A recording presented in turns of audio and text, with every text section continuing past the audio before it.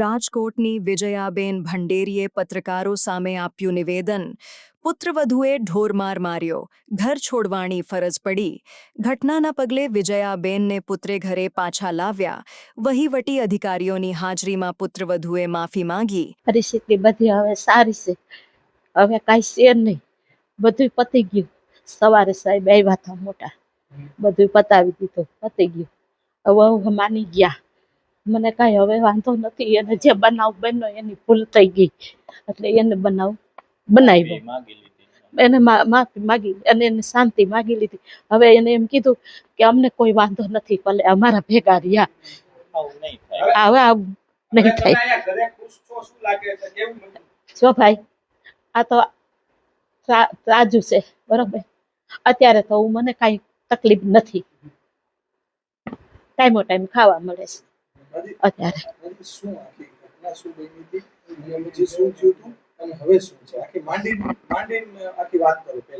જો પહેલેથી હકીકત કહું ને, મને 4 દીથી ઝાડા થયા હતા, બીપી વધી ગયું હતું અને તાવે આવતો હતો. એટલે આ ભાઈ કારખાને હતો મારો દીકરો, એટલે મને મજા નહોતી. એટલે મેં કીધું હું દવાખાને જાઉં. એટલે હું અહીંયા કે ફ્લેટે દવાખાને ગઈ. સાહેબ કે બાટલો ચડાવી દે. એને બાટલો ચડાવ્યો. હું સાંજે આવી, ઘરે આવી મને ખાવા આપ્યું. હું નહીં ખોટું બોલું, ગીતાજીના સોગન હું ખોટું બોલું તો. સવારે હું ઉઠી તો મને એને ટાઢી રોટલી પડી હતી, એ વઘારી વાટકામાં એટલા બટકા મને મોકલા. એટલે મેં કીધું મારે દવા પીવી છે તો હું ઉપર જઈ અને હું મારી જાતે રોટલી બનાવી અને 2 રોટલી જમીને દવા પીવું. હું જાતે રોટલી બનાવવા ગઈ તો મને વેણું નહોતી દેતી. એટલે મેં કીધું તું આગી ઊભી રહે, મને ખાનામાંથી વેણું કાઢવા દે.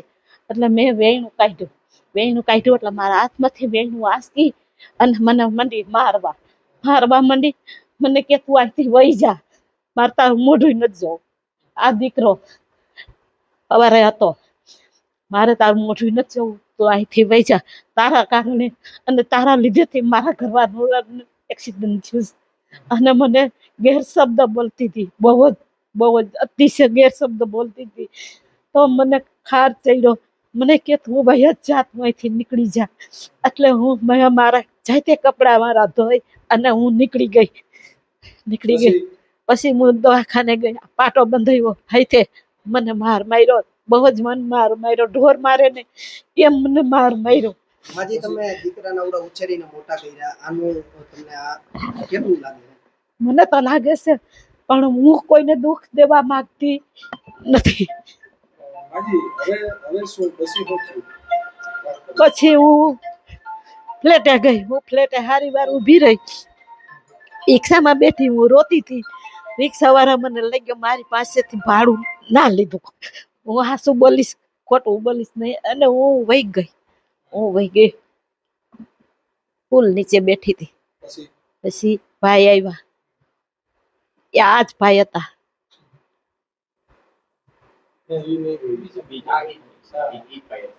આ જતા હું ન ઓળખી જાઉં મારા દીકરા. એટલે એને મેં કીધું મારા ફોનની રિંગ બંધ થઈ ગઈ છે ને, મારે આ કરવું નહોતું. મારા ફોનની રિંગ બંધ થઈ ગઈ છે ને, દીકરા અહીંયા આવી. એટલે એ આવ્યો ને, એટલે મને બહુ જ દુઃખ થયું હતું. એટલે મારાથી રોઈ ગયું. મેં કીધું આ રિંગ મને ચાલુ કરી દે ને. એટલે એને સીધું આ પોઝિશન ચડાવ. પછી એને તો રિંગ મને ચાલુ ના કરી દીધી અને નીકળી ગયા. એ ભાઈ નીકળી ગયા. મને એમ કીધું 5 મિનિટમાં આવું છું. હું સાંજ સુધી બેઠી, આ ભાઈ 5 મિનિટમાં આવ્યા નહીં. એટલે પછી મેં મારા મોટો દીકરોનો ખુશ જુદો રહે છે, 22 વર્ષ થયા.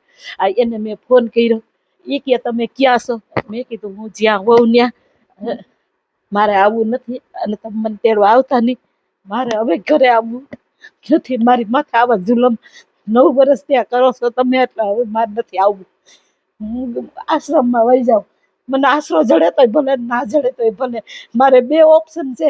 જો આશ્રમમાં મને આશ્રમ વાળા એમ કે તમે અહીંયા રહ્યો તો રહો, અને નકર એક ઓપ્શન બીજું ઠેઠ વહી જાઓ. 2 ઓપ્શન લીધા હતા મેં. અને મને હું આયા આવવા માંગતી નહોતી, હું ખોટું નહીં બોલું. હા એ હવે અત્યારે કોઈ કઈ બોલતા નથી. હવે મોટા સાહેબ આવ્યા ત્યારે એને માફી માંગી કે હવે અમને કઈ વાંધો નથી, હવે અહીંયા રહેવું હોય તો ભલે, એને જેમ કરવું હોય એમ. એને એમ કીધું કે અમે ભાડે રહેવા વયા જાય. ભાઈ ભાડે રહેવા શું કામ જવું જોઈએ? આવડો મોટો મકાન છે, મારે ક્યાં સાથી બન જવું? હવે રાખે છે બધે? હા ત્યારે તો રાખે છે. રાખે છે? હા તો ઘીના ઠામમાં ઘી પડી ગયું.